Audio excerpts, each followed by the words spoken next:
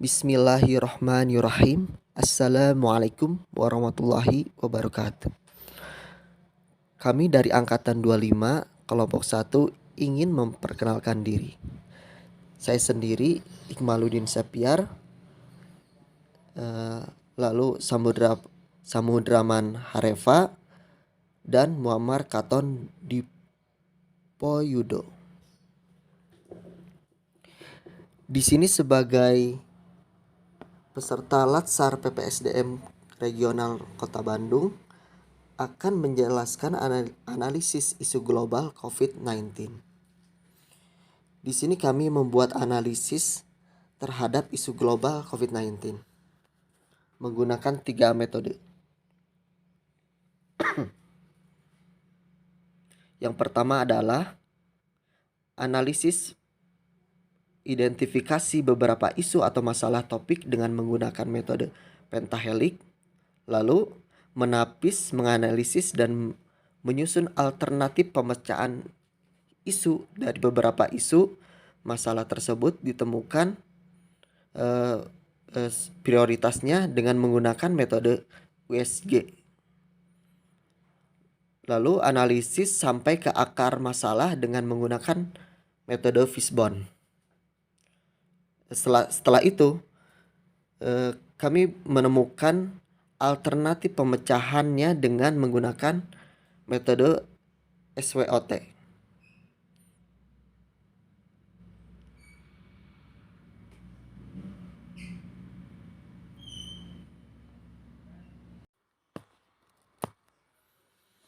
Virus corona atau Severe Acute Respiratory Syndrome Coronavirus 2 atau bisa disingkat SARS-CoV-2 adalah virus yang menyerang sistem pernapasan.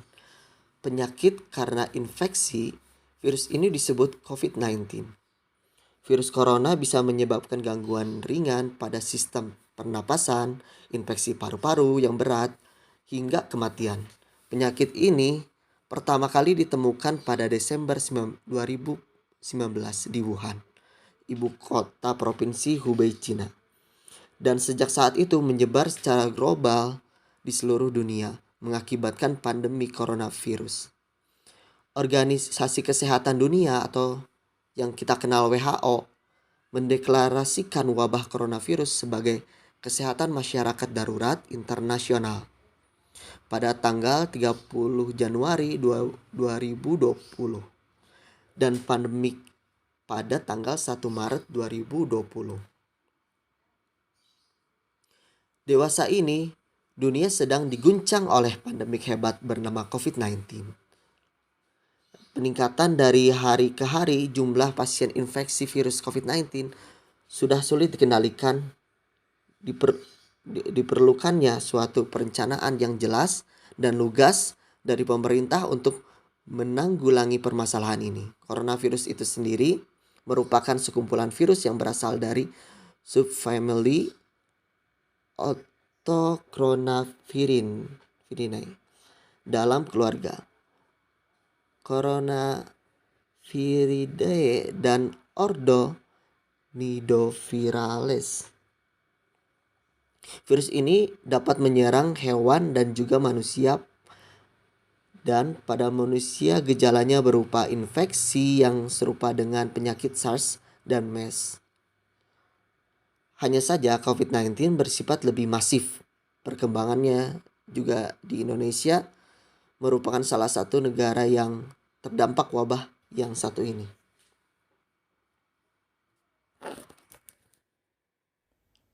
Sebelum memasuki permasalahan isu secara detail, alangkah baiknya kita melakukan proses isu scan, yaitu pemetaan masalah ke dalam beberapa kategori.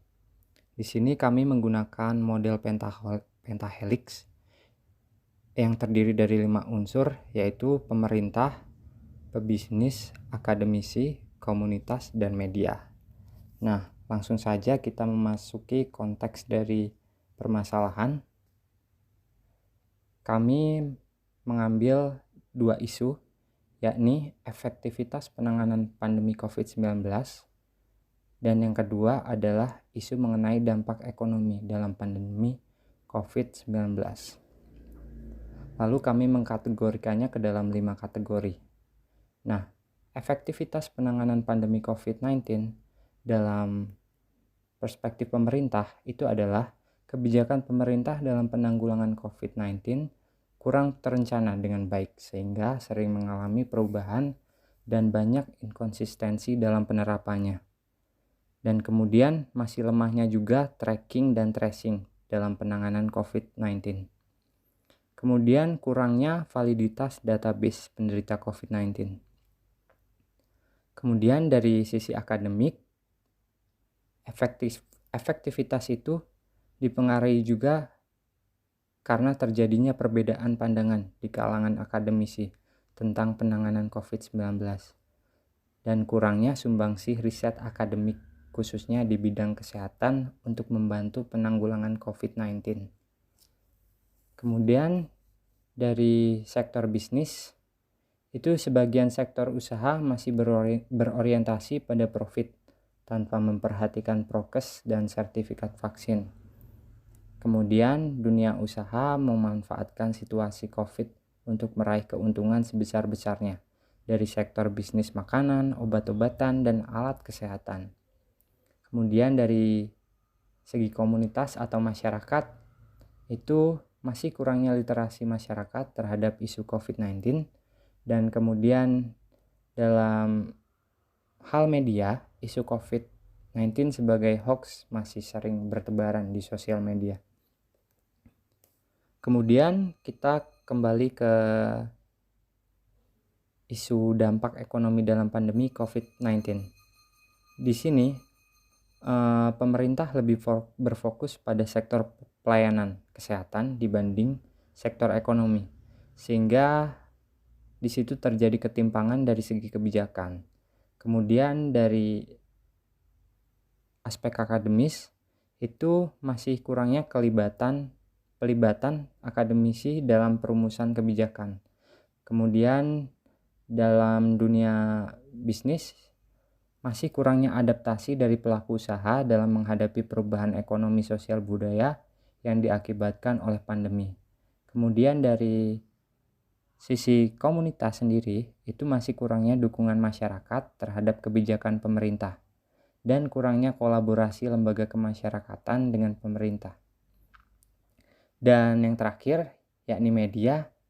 Beberapa media masih mengambil keuntungan dengan memanfaatkan pro kontra yang terjadi di masyarakat, dan kemudian masih ada maraknya media yang tidak netral terhadap pemberitaan COVID-19. Setelah melewati tahap metode pentahelix, kemudian kita masuk ke prioritasi isu melalui metode USG yang memiliki 3 indikator, yakni urgency, seriousness, dan growth. Indikator urgensi sendiri adalah melihat masalah berdasarkan seberapa mendesak suatu isu harus dibahas, dianalisis, dan ditindaklanjuti. Kemudian, seriousness adalah seberapa isu tersebut harus dibahas dan dikaitkan dengan akibat yang akan ditimbulkan. Kemudian, untuk istilah growth itu lebih merujuk ke seberapa besar kemungkinan memburuknya isu tersebut apabila tidak dilakukan penanganan segera. Nah, berdasarkan diskusi kelompok, akhirnya kami menentukan scoring dari masing-masing isu berdasarkan tingkat USG-nya. Untuk angka 1, yakni sangat tidak mendesak, 2 sangat mendesak, 3 cukup mendesak, 4 mendesak, dan 5 sangat mendesak. Setelah ditotal, isu dampak ekonomi memang memiliki tingkat urgensi yang tinggi, sehingga isu inilah yang akan kami tindaklanjuti di metode Fishbone. Baik, saya akan melanjutkan, yakni tahap analisis akar masalah dengan menggunakan teknik analisis Fishbone. Analisis Fishbone atau juga disebut diagram tulang ikan adalah suatu pendekatan terstruktur yang memungkinkan dilakukan suatu analisis lebih terperinci dalam menemukan penyebab-penyebab suatu masalah, ketidaksesuaian, dan kesenjangan yang ada. Dalam analisis Fishbone ini menggambarkan akar masalah berdasarkan 5 komponen, yakni man, money, measurement, method, dan policies. Pertama dari segi man, yakni stakeholder pemerintah kurang memfasilitasi pelaku-pelaku usaha yang terdampak COVID-19.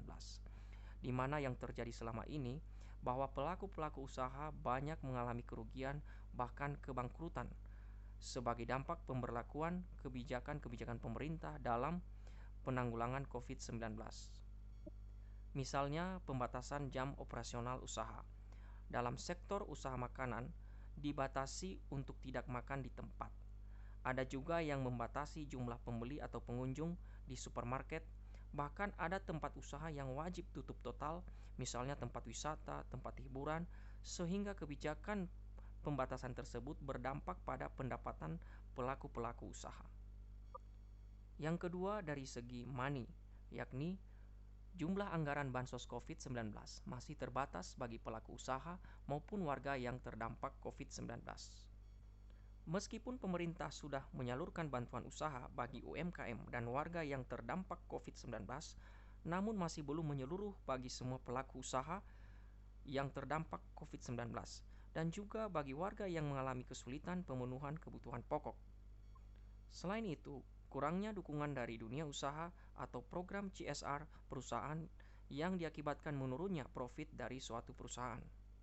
Yang ketiga, measurement, yakni pada masa pandemi COVID-19 ini dapat diketahui dampak-dampak ekonomi yang timbul diantaranya. A. Jumlah pekerja yang di PHK meningkat dan juga meningkatnya pengangguran. Jumlah warga yang terdampak COVID-19 dari segi ekonomi makin bertambah. C. Bantuan sosial tidak mencapai target sasaran yang semestinya layak menerima. Dan D. Tingkat kriminalitas tinggi yang disebabkan oleh banyaknya pengangguran. Yang keempat dari segi metode, yakni cara atau upaya-upaya yang selama ini dilakukan oleh stakeholder yang kurang tepat atau kurang memadai dalam penanganan dampak ekonomi akibat COVID-19, yakni pendataan penerima bansos belum mencakup semua warga yang terdampak ekonomi. Kemudian kerjasama lintas sektoral kurang memadai dalam hal pemberdayaan masyarakat dan kurangnya program pemberdayaan sosial dari pemerintah daerah, sehingga masih terdapat warga yang belum menerima bantuan sosial dan belum berdaya untuk memenuhi kebutuhan keluarganya secara mandiri. Yang kelima dari segi policies, yakni terdapat beberapa kebijakan pemerintah yang kurang menciptakan iklim yang nyaman bagi pelaku-pelaku usaha dalam menjalankan usahanya. Misalnya, adanya pembatasan tempat usaha yang boleh beroperasi dengan waktu yang terbatas dan yang tidak boleh beroperasi sama sekali. Kemudian, tidak terciptanya kondisi lingkungan yang mendukung tempat usaha, misalnya penutupan jalan sehingga akses konsumen terhambat, dan kompleksitas atau banyaknya aturan bagi pelaku usaha maupun konsumen sehingga mengganggu kenyamanan dan mengurangi minat konsumen. Setelah melalui 3 metode analisis, yakni Pentahelix, USG, dan Fishbone, maka kelompok kami merumuskan alternatif solusi yang terdiri dari 3 poin, yang selanjutnya akan dianalisis melalui metode SWOT atau SWOT. Nah, SWOT ini adalah metode analisis yang digunakan untuk menentukan dan mengevaluasi perencanaan atau alternatif solusi yang telah kita susun dan tujuan yang ingin kita capai.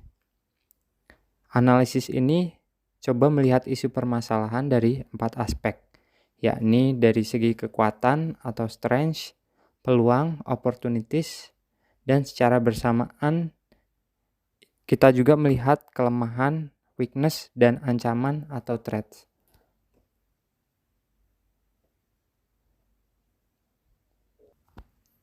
Dalam alternatif solusi 1, yakni pelatihan dan pendampingan bagi masyarakat terdampak COVID-19, kami mencoba menjabarkannya dalam bentuk analisis SWOT, yakni dari sisi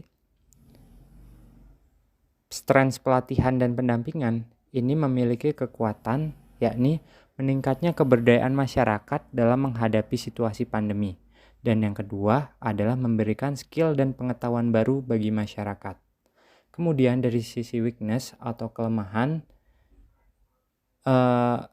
pelatihan dan pendampingan ini menggunakan anggaran yang cukup besar. Dan yang kedua, banyak peserta hanya berorientasi pada bantuan stimulan yang akan diperoleh pasca pelatihan saja.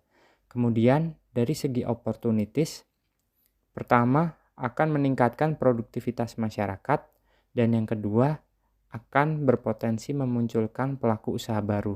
Sementara jika dilihat dari segi threat, yang pertama itu anggarannya terbatas, dan kedua fokus pemerintah lebih ke bantuan sembako bagi keluarga miskin dan rentan miskin. Baik, saya akan melanjutkan pada alternatif yang kedua, yakni digitalisasi UMKM dan warung tradisional yang dianalisis dengan menggunakan teknik analisis SWOT atau SWOT. Pertama, bagian strength. Dari sisi strength, dapat diketahui bahwa program atau upaya digitalisasi UMKM dan warung tradisional memudahkan pelaku usaha melakukan transaksi jual beli dan menambah atau memperluas jangkauan pemasaran produk, barang atau jasa yang dihasilkan oleh suatu usaha. Di samping itu, terdapat sisi weakness atau kelemahan dari program ini, yakni yang pertama, membutuhkan biaya untuk pemakaian pulsa dan internet untuk mengoperasikan alat komunikasi seperti smartphone yang digunakan dalam program digitalisasi ini. Kedua, tidak semua pelaku UMKM mampu menyesuaikan dengan tren digitalisasi. Selain itu, terdapat juga sisi opportunities, yaitu peluang yang terdapat dalam program digitalisasi ini, yakni yang pertama, menumbuhkan pelaku usaha yang baru. Kedua, memperbesar profit yang dihasilkan oleh suatu usaha. Di samping itu, terdapat juga sisi threat atau ancaman atau tantangan atau kendala yang dihadapi oleh program ini, yakni memiliki celah terjadinya penipuan yang dialami oleh terutama pelaku usaha atau bisa juga oleh konsumen yang mungkin mengalami kebocoran data-data yang disimpan di dalam smartphone yang digunakan dalam era digitalisasi ini. Analisis SWOT pada alternatif yang ketiga, yakni relaksasi sektor bisnis untuk melaksanakan izin usaha dengan mengikuti aturan prokes yang berlaku. Dapat diketahui hasil analisisnya sebagai berikut. Bagian strength atau kekuatan. Dapat diketahui beberapa hal yang menjadi faktor kekuatan dari kebijakan relaksasi sektor bisnis yang dimaksud, yakni pertama, para pelaku bisnis lebih leluasa dalam menjalankan usahanya. Kedua, sektor bisnis tetap mendapatkan pemasukan di masa pandemi COVID-19. Ketiga, profit usaha berangsur pulih kembali dan bertambah. Empat, membuka kembali lapangan pekerjaan. Sementara itu, dari sisi weakness atau kelemahan, dapat dianalisis beberapa faktor yang menjadi kelemahan dari relaksasi sektor bisnis ini, yakni yang pertama, masih terdapat sektor bisnis yang belum patuh terhadap prokes. Yang kedua, masih kurangnya sanksi pemerintah kepada unit usaha yang melanggar prokes. Selain itu, pada sisi opportunities, dapat diketahui beberapa hal yang dapat terjadi dari penerapan kebijakan relaksasi sektor bisnis yang dimaksud, yakni yang pertama, dapat mengurangi terjadinya PHK dan pengangguran. Kedua, dapat meningkatkan kemampuan perusahaan dalam membayar pajak sehingga meningkatkan pendapatan asli daerah atau PAD dari daerah yang bersangkutan. Ketiga, dapat meningkatkan kemampuan perusahaan untuk melakukan program CSR. Dan keempat, dapat menciptakan multiplier effect bagi dunia usaha. Sementara itu, dari sisi threat dapat diketahui bahwa terdapat tantangan atau hambatan yang dapat terjadi, yakni masih ada konsumen yang mengabaikan prokes. Baik, dari ketiga alternatif tersebut kami memilih alternatif ketiga sebagai solusi, yaitu relaksasi sektor bisnis untuk melaksanakan izin usaha dengan mengikuti aturan prokes yang berlaku. Mungkin cukup sekian pemaparan dari kami. Maaf bila ada salah-salah kata. Wassalamualaikum warahmatullahi wabarakatuh.